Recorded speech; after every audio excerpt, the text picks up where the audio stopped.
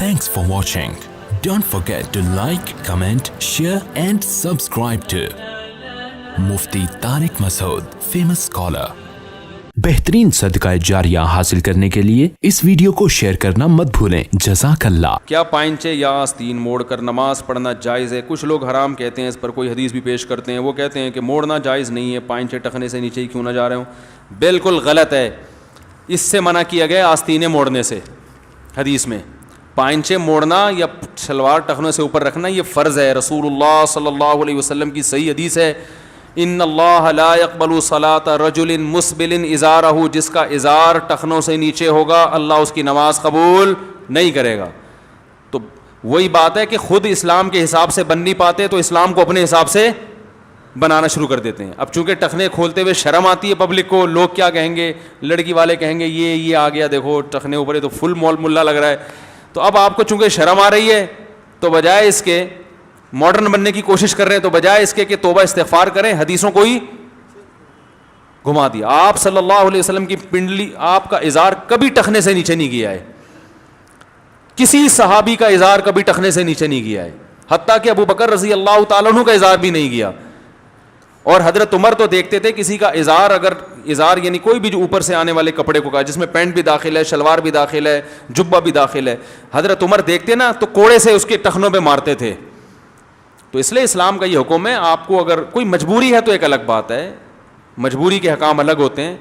बाज़ दफ़ा ऑफिस में मजबूरी होती है, वो ड्रेस वो यानी बॉस की तरफ से इजाज़त ही नहीं होती, वो जॉब से निकाल देगा। या आर्मी में बाज़ दफ़ा फ़ौजियों को ज़रूरत होती है कि वो तो हर मिजाज का आदमी नहीं होता ना, तो वो जॉब से निकाल देगा। ऐसी मजबूरी के हकाम अलग हैं, लेकिन नॉर्मली किसी के लिए इसकी इजाज़त नहीं है।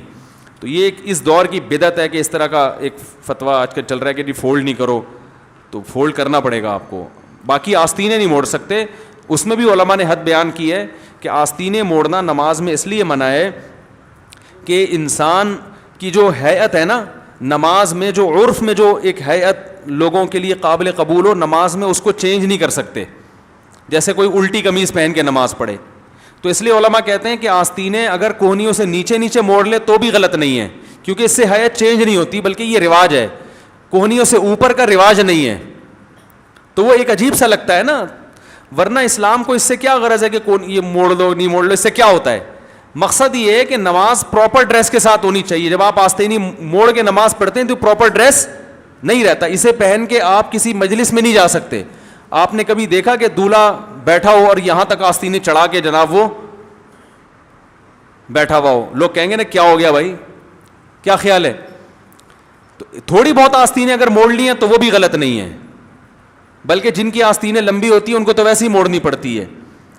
यही वजह उलमा ने बयान किया कि अगर किसी की आस्तीनें हैं ही छोटी, कोनियों से ऊपर हैं, उसमें नमाज हो जाएगी, इसलिए कि वो ड्रेस का हिस्सा है। समझा पा रहा हूँ अपनी बात? तो आस्तीनें मोड़ने से जो मना किया गया है वो इसलिए किया गया है कि इंसान अल्लाह के सामने जब खड़ा हो तो वो कोई उजूबा बन के ना खड़ा हो, जैसे उल्टी कमीज़ पहन के नमाज पढ़ना या कपड़े की हैत के ख़िलाफ़। तो ये भी हैत के ख़िलाफ़ है कि इतनी आस्तीनें मोड़ ली, लेकिन अगर इसका मुआशरे में उर्फ़ हो जाए और मुआशरा इसे कबूल कर ले तो ये भी गलत नहीं रहेगा, फिर ये भी जायज़ हो जाएगा। Thanks for watching. Don't forget to like, comment, share and subscribe to Mufti Tariq Masood Speeches channel.